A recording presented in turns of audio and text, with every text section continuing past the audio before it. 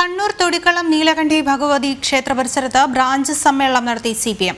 ദേവസ്വം ബോർഡിന് കീഴിലെ ക്ഷേത്രത്തിലാണ് സിപിഎം ബ്രാഞ്ച് സമ്മേളനം നടത്തിയത്. സമ്മേളനം വിശ്വാസികൾ തടഞ്ഞതിന് പിന്നാലെ സിപിഎം വേദി മാറ്റി.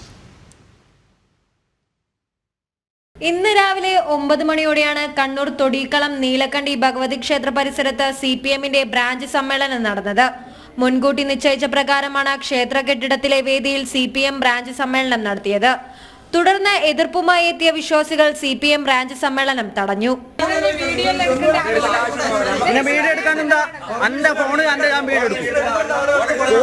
അമ്പലത്തിന്റെ പരിപാടിയിൽ അമ്പലത്തിന്റെ സ്ഥലത്ത്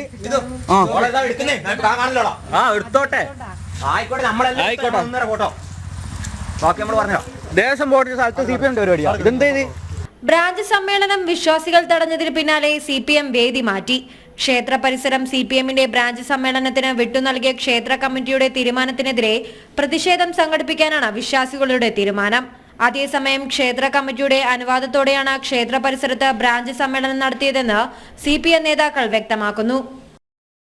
ജനം, കണ്ണൂർ.